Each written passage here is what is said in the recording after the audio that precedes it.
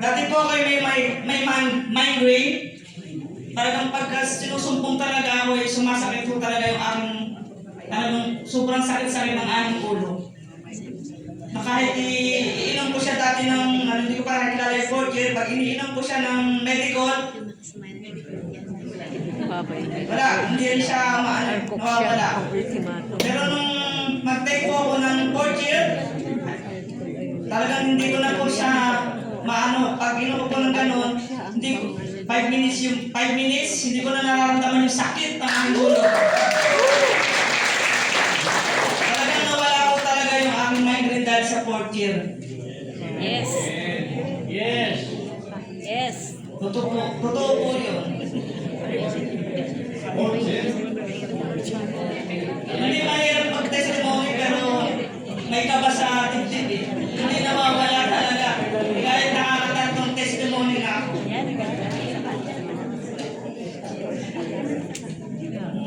Tsaka iba po yung binibigay talaga ng lakas ng Fortier. Para bang hindi ako napapagod. Nung dati isang kakilala ko sa amin, nagpasama sa akin, na pumunta daw kami sa Globe kasi may problema siya sa kanyang SIM card. Nagpunta kami, nagsakay kami ng jeep papuntang market. Nilakad, sabi sa kanya, maglakad na lang tayo. Bata pa siya sa akin eh, ako 52 siya, 20 years old. Ninamahan ko siya. Naglakad kami mula sa market hanggang BGC. Nagagalit siya sa akin kasi ang bilis-bilis ko daw lumakad. Nauuna na daw talaga ako. Hinihingal na daw siya. Sabi ko, bilisan mo. Ate, malakas ako talaga. Halika na. Sabi, ano ba kasi? Ba't mo kasi ang bilis-bilis mong lumakad? Kamantalan ako, hinihingal na ako sa'yo. Sabi ko, mag-stem cell ka. Sabi ko sa kanya gano'n. Tapos isa pa kong testimony yung sa aksidente ako ng motor. October 22 yun pupunta sana kami nun sa Palasyo di Manila. Hindi ako natuloy kasi nabangga ako ng motor. Nakasuot pa rin ako ng ganito, naka-office attire. Talagang bumaliktad talaga ako dun sa yung motor na ipabaw ko. Pero parang gaan-gaan niya. Pero mabigat ang motor, pero parang gaan-gaan niya. Tapos ito yung sabi ko, dami talaga sa bugbog siya. Tapos nung may dumating na mga pulis, barangay, ganun. Bago akong sumakay sa ambulansya, uminom muna ako ng Fortier. Tatlo talaga yung inom kong yun.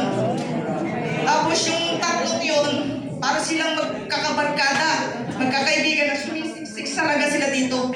Dito talaga sila, para sila nag-uusap.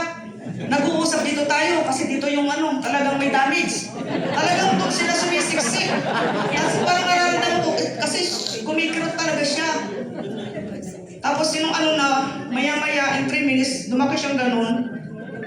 Parang talagang doon sila nag-uusap sila eh. Dito ikaw masakit yan. Parang nagpipitay talaga sila. Yung mga siguro, pagpunta namin ng ospital, wala na siya. Talagang nawala yung paga niya.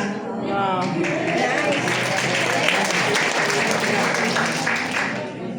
Tsaka ang Fortier po ay yung stem cell ay hindi naman po pwede pinutin siya sa pets.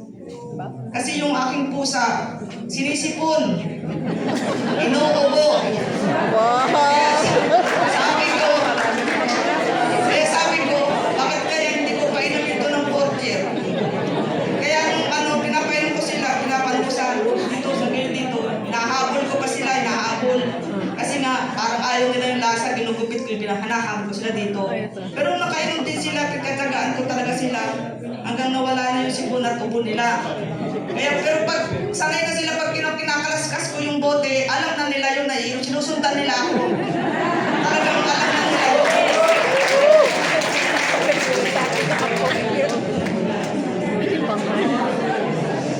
Kaya po sa mga bago pong imbay, mag-take na po kayo ng Fortier, hindi po kayo magsisisi.